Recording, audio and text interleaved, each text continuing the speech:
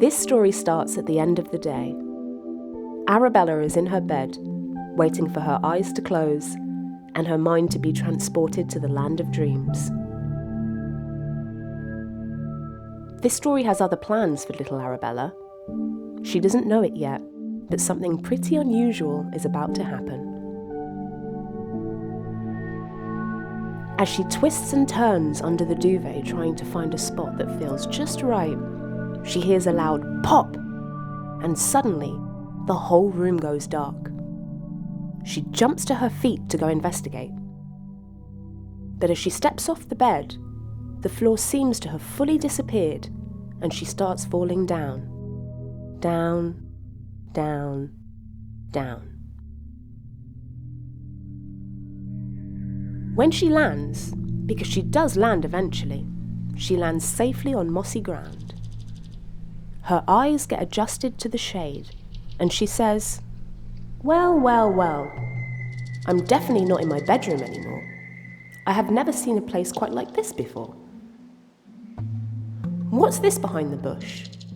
A small pair of eyes is staring right at her. "Hello? Who's there?" She questions the darkness. There's a ruffling sound.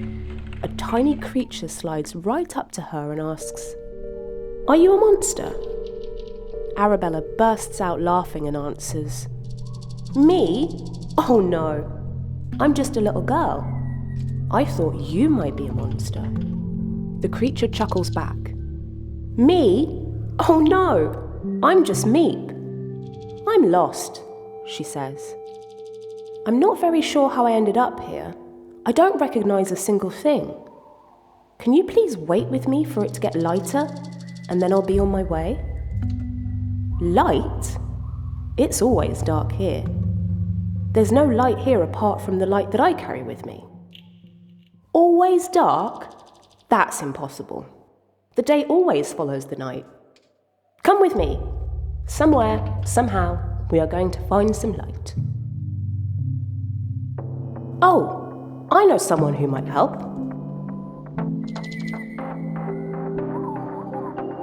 Meep was delighted to go on an adventure and took her straight to the forest to meet the wise old beast that lived there, hoping to get some advice.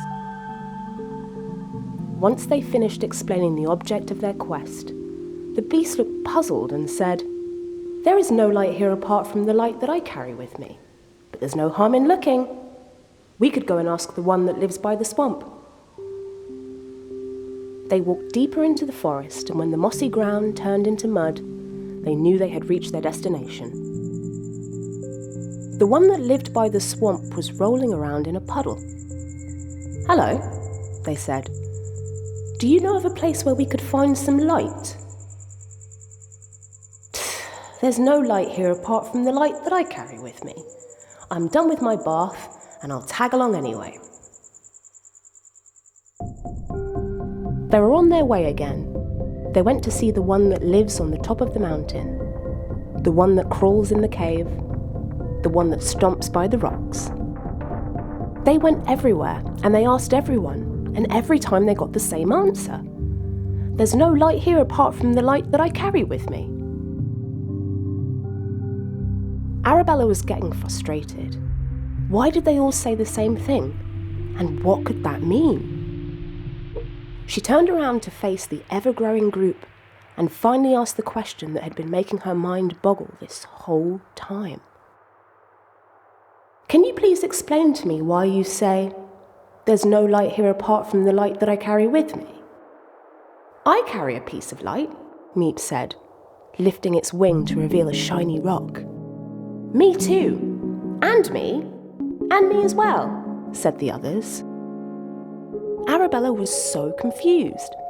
They all continued at once. "One day a while ago, the light exploded in tiny pieces. Everyone got a piece of it. We keep it safe and hidden so no one can take it from us." Arabella's ears were buzzing. Wait, she said. "So all of you have a part of that big light that used to make everything bright?" Yes, answered the many voices of her new friends. if you keep them hidden and you don't let them shine, the world is going to stay dark forever. But this one is mine, and this one is mine, and mine. Don't you think life would be more enjoyable for everyone if you put them all together? Just imagine how bright and warm it would be. Do you even remember what colour the trees are? The creatures looked around and then back at each other. A smile passes from one face to the next. They take a few steps to form a circle. One by one, they each let go of their light. And once the last pieces reach the others, the brightness grows in intensity and starts rising into the air. The light caresses everyone and everything on its way up, bringing warmth into their hearts and onto their feet, and colours to the trees. Flowers that had been asleep this whole time start to bloom. Tiny creatures that had been hiding away come out to crawl and fly and play.